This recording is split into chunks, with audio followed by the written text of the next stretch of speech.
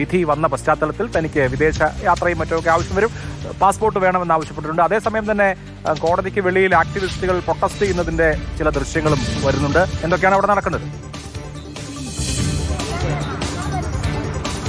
തീർച്ചയായിട്ടും കേസിൽ വെറുതെ വിട്ടതിന് ശേഷമാണ് ഇപ്പോൾ ദിലീപ് കോടതിയെ സമീപിച്ചിരിക്കുന്നത്.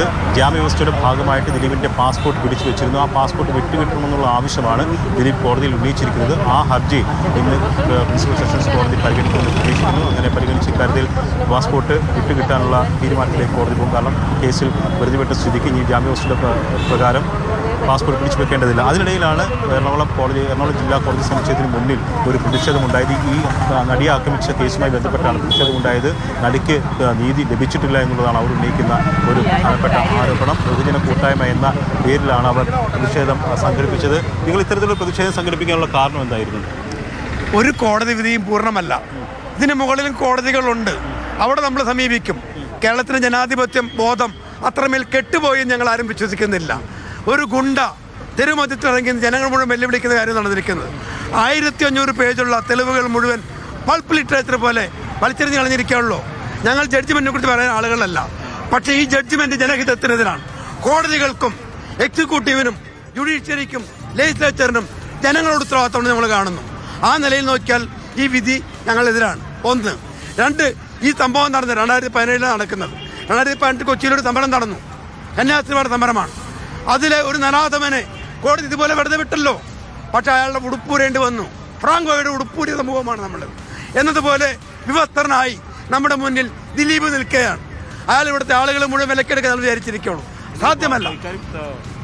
സർക്കാർ അപ്പീൽ പോകുന്നുണ്ട്, അതിജീവിത അപ്പീൽ പോകുന്നുണ്ട്, സമൂഹം അതിന്റെ പിന്നിൽ നിൽക്കുന്നുണ്ട്. നമ്മൾ സമൂഹത്തിന്റെ പിന്തുണയാണോ നിങ്ങളുടെ പ്രഖ്യാപിച്ചത്? അതാണ് നമ്മൾ ഐക്യദാർഢ്യം പ്രഖ്യാപിക്കുകയാണ്. കേരളത്തിൽ വീണ്ടും ആവർത്തിക്കാൻ പാടില്ല. ആവർത്തിക്കപ്പെട്ടുകൊണ്ടിരിക്കുന്ന ബലാത്കാരങ്ങളുടെയും ചെറുത്തുനിൽപ്പുകളുടെയും ഒരു കാലഘട്ടം നമ്മൾ പ്രവേശിക്കാം. ഈ ചെറുത്തുനിൽപ്പുകളോട് ഐക്യദാർഢ്യം പ്രഖ്യാപിച്ചാണ് ഈ സമരം. തീർച്ചയായിട്ടും ഇവർ ഈ പ്രതിഷേധം നടത്തിയതിലൂടെ പറയാൻ ശ്രമിച്ചത് നടിക്ക് ഒരു നീതി ലഭ്യമായിട്ടില്ല. അതാണ് പൊതുബോധം അല്ലെങ്കിൽ സമൂഹത്തിനുള്ള ഒരു ബോധം, അതാണ് നീതി ലഭ്യമായിട്ടില്ല.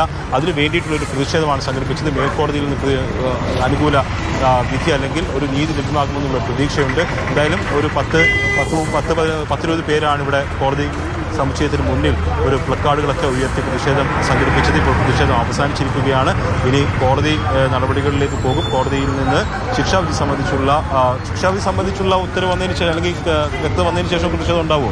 ഇല്ല, നമ്മൾ വ്യത്യസ്തമായ രൂപത്തിൽ കേരളത്തിലെ ജനാധിപത്യ വിഭാഗങ്ങളെ മുഴുവൻ യോജിപ്പിച്ചുകൊണ്ട് ഇവിടെ തന്നെ രാജേന്ദ്ര മൈതാനിൽ വിപുലമായ കൺവെൻഷൻ നമ്മൾ ആലോചിക്കുന്നുണ്ട്. ഈ വിഷയത്തിൽ തന്നെ ജഡ്ജ്മെന്റ് വരട്ടെ, അതിന്റെ കോപ്പി എടുക്കട്ടെ, ആ കാര്യങ്ങളെല്ലാം ചേർത്തുകൊണ്ട് മുകളിലേക്ക് അപ്പീൽ പോകേണ്ടതുണ്ടല്ലോ, അതടക്കമുള്ളത്. ഇത് ഏതെങ്കിലും വ്യക്തികളുടെ വിഷയമല്ല, ഒരു നടിയുടെ വിഷയമല്ല, അതൊരു സമൂഹം ഏറ്റെടുത്തിരിക്കുകയാണ്. ഈ നടി കേരളത്തിന്റെ ഒരു ഒബ്ജക്റ്റായി, ഒരു പൊതുത്വത്തായി മാറിയിരിക്കുകയാണ്. തീർച്ചയായിട്ടും. അതായത് ഈ ഒരു പ്രതിഷേധം കൊണ്ട് അവസാനിക്കുന്നില്ല. ഈ വിധിന്യായം വന്നതിന് ശേഷം, അത് പഠിച്ചതിന് ശേഷം വിപുലമായ പ്രതിഷേധ പരിപാടികൾ സംഘടിപ്പിക്കുമെന്നാണ് ഇതിന്റെ സംഘാടകർ അറിയിച്ചിട്ടുള്ളത്. ആക്ടിവിസ്റ്റുകൾ പ്രതിഷേധത്തിലാണ്. എന്തായാലും അല്പസമയത്തിനകം ശിക്ഷാവിധിയിന്മേലുള്ള വാദം ആരംഭിക്കും. മറ്റ് കേസുകൾ കേട്ടതിന് ശേഷം, ഇന്ന് ജഡ്ജിക്ക് മുൻപാകെ ലിസ്റ്റ് ചെയ്തിരിക്കുന്ന മറ്റ് കേസുകൾ കേട്ടതിന് ശേഷം ശിക്ഷാവിധിയിന്മേൽ വാദം. അപ്പോൾ ഉച്ചയ്ക്ക് ശേഷം വിധി പ്രഖ്യാപനം ഉണ്ടാകുമെന്ന് സ്വാഭാവികമായും പ്രതീക്ഷിക്കാം. കോടതി വിധി കേൾക്കാനായി, കോടതിയിൽ ഇന്ന് ശിക്ഷാവിധിയിന്മേലുള്ള വാദം കേൾക്കാനായും അതുപോലെ തന്നെ അവർക്ക് പറയാനുള്ളത് കേൾക്കാനുമായും പ്രതികളെ രാവിലെ തന്നെ വിയൂരിൽ നിന്ന് എത്തിച്ചിരുന്നു. 11 മണിയോടുകൂടി പ്രതികൾ ഈ കോടതി മുറിയിൽ എത്തിയിട്ടുണ്ട്. അല്പസമയത്തിനകം ഇതിൽ വാദം കേൾക്കും.